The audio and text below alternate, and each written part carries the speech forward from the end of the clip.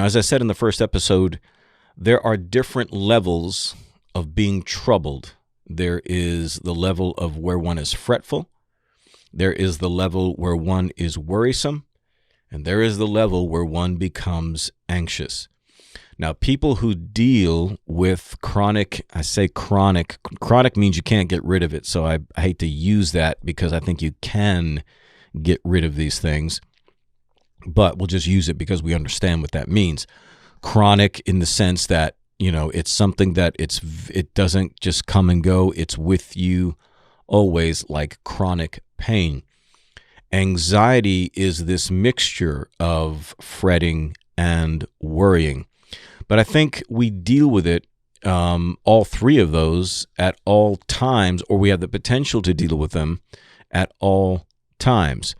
Now, just because you can be fretful at times, just because you have a propensity to worry, doesn't make you a weak person. Very strong people can worry. You've got, presidents and other corporate leaders who deal with tremendous pressure. And they may worry about things, especially that are outside of their control, worry about things that are up to other people.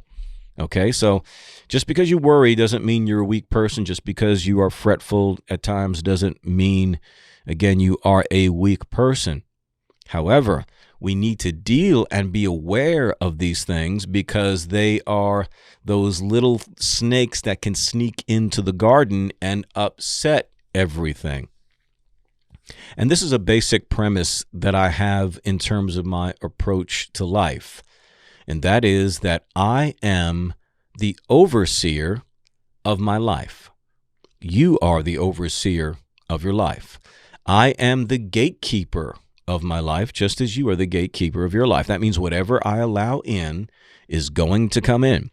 But whatever I refuse to allow in simply cannot get in.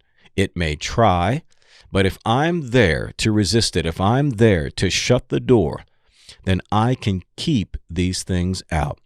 The problem that most people have is that they don't walk in that awareness.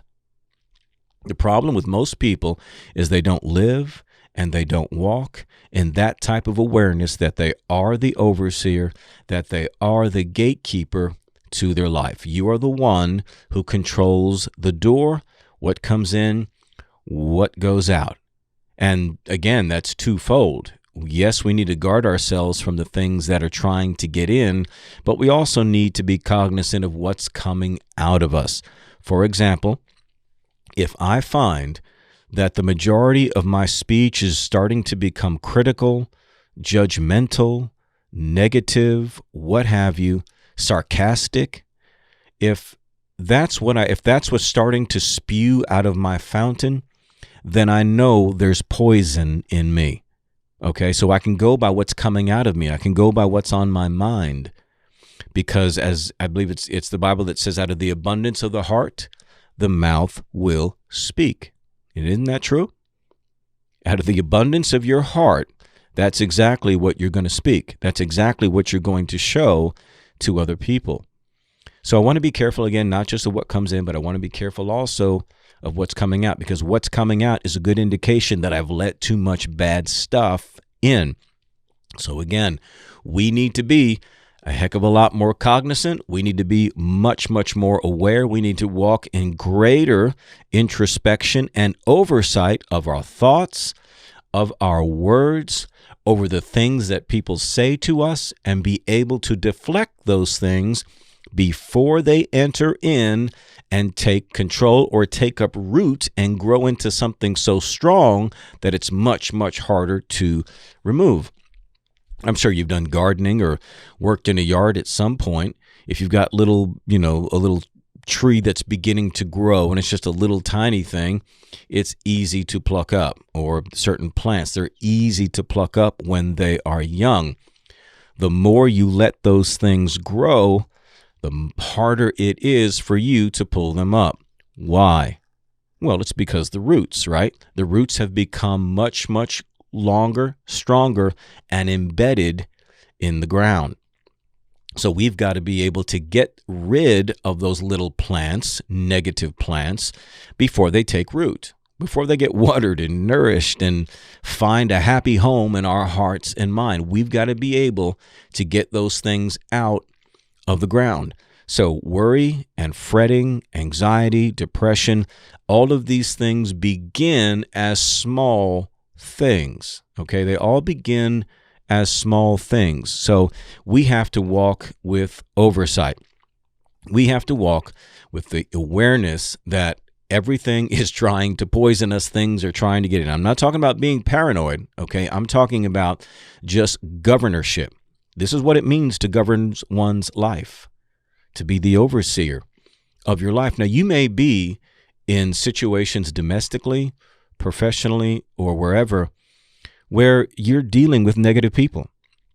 You're dealing with people that manipulate. You're dealing with people who, constantly say mean things to you, people who underappreciate you, people who disrespect you, people who ignore you, whatever it may be, mock you, laugh at you, tease you. You're going to be surrounded by people at all times. If you allow them to determine what your state of mind, what your state of being is going to be, that is your problem, not theirs. Now, it's a challenge when this input is coming from people that we know. If it's a stranger, it's easier to dismiss it because we can say, well, they don't know us. But when it's coming from family or friend, we reason, well, I've given this person authority to speak into my life. And that's really the truth of it. Whatever we allow into our lives, especially when it comes from another person, it is we who grant the authority of those words or actions or responses of another to come in and take root and govern us. So you could technically live amongst negative people and nothing can get into you. Nothing could affect you. That's up to you. You can carry your own environment if you want to, so long as you know you've done the right thing. You know your character is sound. You know you've lived up to your moral standards. You know you have done the right thing to others. Who cares what they say? Who cares how they behave? Who cares how they act? I'm not saying be mean to them, but deal with them as someone who knows who they are, knows what's right, because the authority is in the principles, not in yourself. And this is an important thing that people need to understand. When you assert yourself towards somebody else, and it's just your whim, it's just your desire, there's no authority in that. That becomes a conflict. But if you are asserting or affirming something to someone else to keep them away or to correct them, and it's based on proven principle, now you are operating as one who has authority, because the authority lies in the principles, not in the person. Therefore, the person who is more governed by principles is the person who has and exercises greater personal authority, and that's what you want.